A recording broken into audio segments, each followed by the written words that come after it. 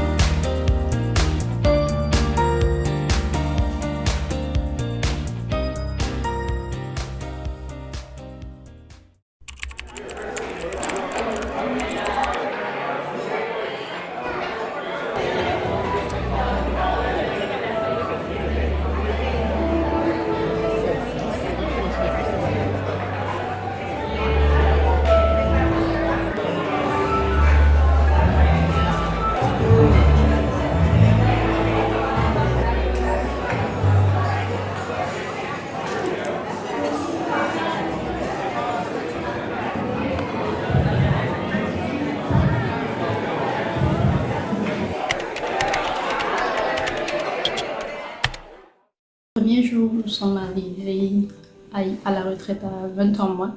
C'était un long jour de voyage parce que je suis sortie de la maison à 9h pour arriver à 20h. C'est épuisant, mais l'accueil a été chaleureux, des petits gâteaux.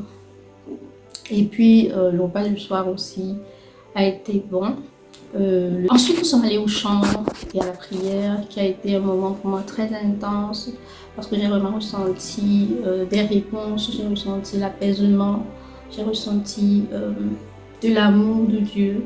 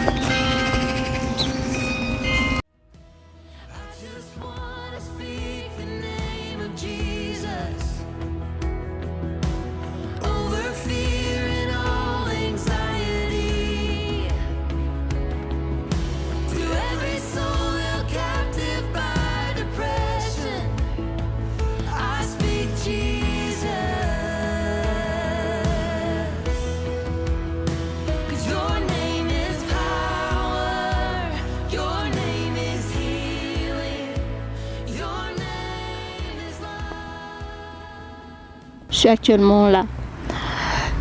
La cantine se trouve ici. Le dortoir où je réside se trouve, je longe le couloir et je réside là à l'étage. Quand je sors le matin, je sors comme ça, je vais à la cantine, je sors ici, je vais à l'église et je refais le chemin retour, soit pour la cantine, soit pour le dortoir. Voilà à peu près.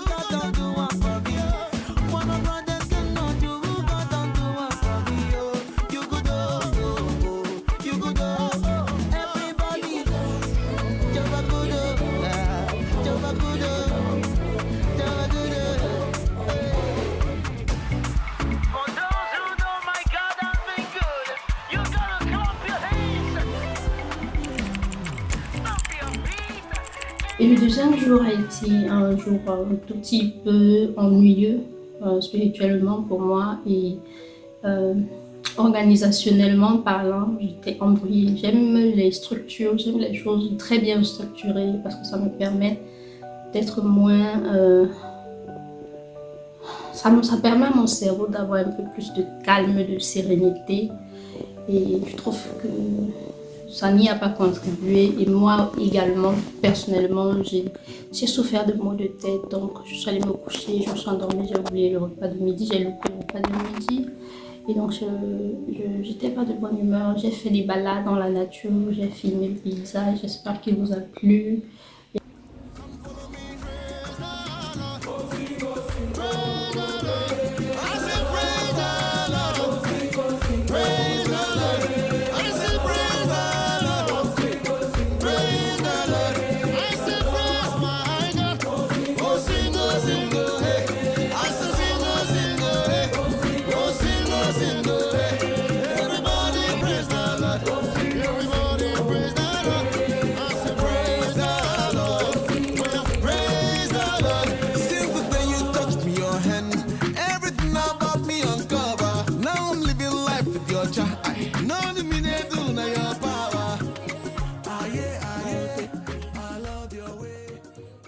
Tout juste après le repas du matin, le petit déjeuner, nous sommes allés, ma soeur et moi, à la chapelle où Marie est apparue pour la première fois à Banneux.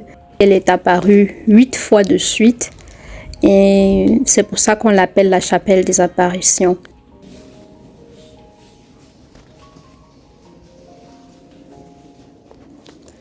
C'est à cet endroit que vous trouverez beaucoup de pèlerins qui viennent prier de toutes les nations, vraiment de tous les pays, le Congo, les Philippines, le Japon, la Chine. Lorsque Marie est apparue, il y a eu également cette source qui est là pour soulager les malades. Je vous l'ai filmé encore une fois.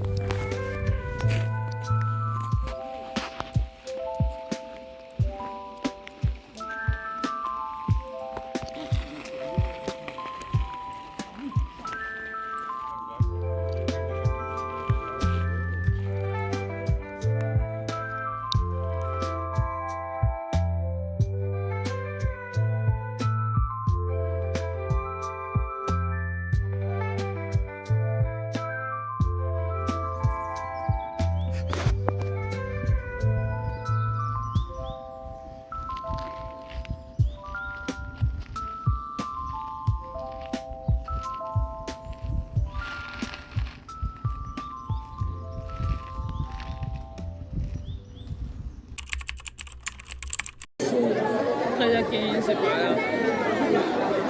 Tout le monde a l'air blessé. C'est bon,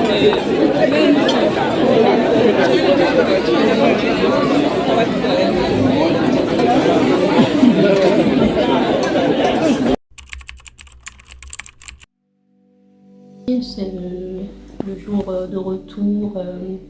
J'ai réussi à faire la confession, ce qui m'a soulagée. J'ai fait également la messe et j'ai communié. Et je me réjouis de rentrer, de retrouver mon petit chez moi. Et quand je repense aux sentiments et aux émotions qui m'ont amenée à cette retraite, je dirais qu'elle m'a fait du bien. Peut-être que j'avais de très très grosses attentes. Mes attentes ont été assez accomplies, je dirais 50%. Et je suis très contente parce que faire un si long voyage et puis repartir déçue, c'est pas bon. Donc je suis contente que le temps ait été si clément, il a fait beau temps, il n'a pas plu, il n'a pas neigé, c'était vraiment bien. Et les séances de prière, je repars de cette neuvaine, de cette retraite armée dans le sens où j'ai pris beaucoup de livrets que je prendrai la peine de vous les montrer. J'ai acheté des armes spirituelles afin de reprendre mon chemin de fille de Dieu, de chrétienne, et je crois que ce sera pas mal. Donc, si cette vidéo vous a intéressé, continuez à regarder. C'est le moment de liker.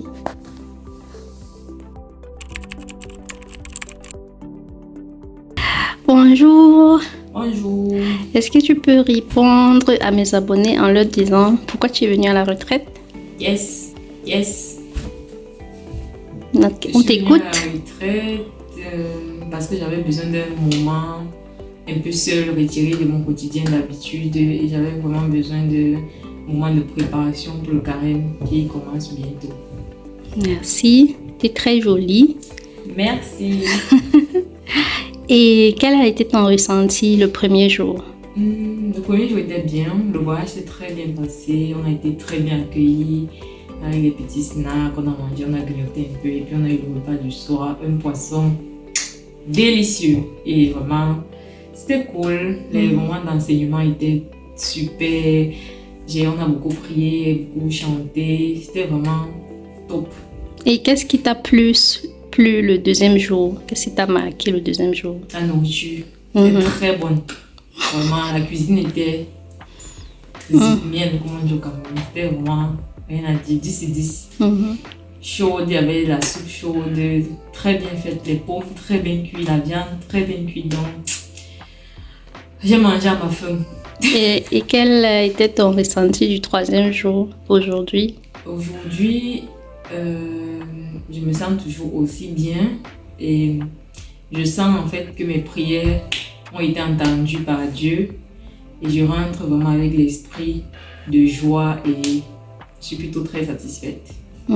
Côté prière aussi, j'ai beaucoup eu un temps de prière, de méditation personnelle et en groupe aussi. On a eu des moments de partage et on nous a partagé des recommandations de prière qui nous ont aidés à mieux converser avec Dieu. Donc, c'était vraiment topissime.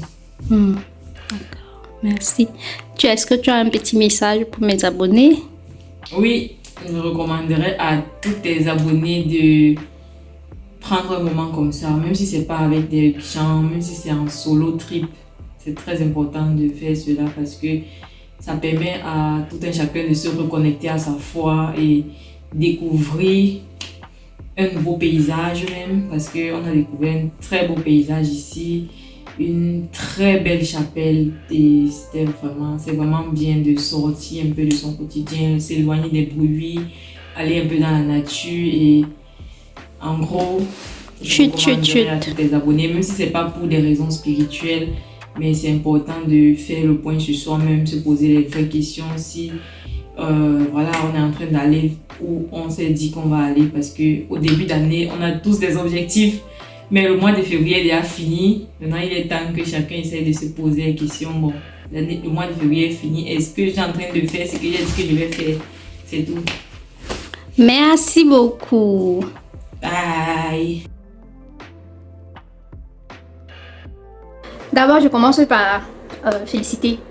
Merci encore Inès pour ta recommandation. Il y a 1 an et demi ou 2 ans, je ne sais plus trop, tu m'avais parlé de la retraite. Je t'avais dit que j'irais l'année d'après. Et donc, je suis surprise d'avoir été fidèle à mon engagement parce que d'habitude, je suis très infidèle à mes engagements. Mais là, je crois que Dieu a beaucoup travaillé sur moi. Donc, Inès m'a offert un cadeau. C'était super emballé quand même. C'est dans une boîte noire. On se demande, mais qu'est-ce que ça peut être? Je me suis dit au départ, qu'est-ce que ça peut être? J'ai pas pensé au bijou, j'ai pensé à un petit message. Je me suis dit, c'est forcément un joli petit message. Et que vois-je dans la boîte? Un collier avec mon prénom dessus. J'ai pas de collier avec mon prénom dessus. Et je crois que ma soeur a fait une vidéo du unboxing en real life. Ça va être ton téléphone peut scanner. Oui, ça peut scanner. Mais j'ai pas internet ici. Montre un peu le truc. Montre le truc. Le bijou. Le truc, là où il y a ton prénom, tu peux enlever, en fait, tirer.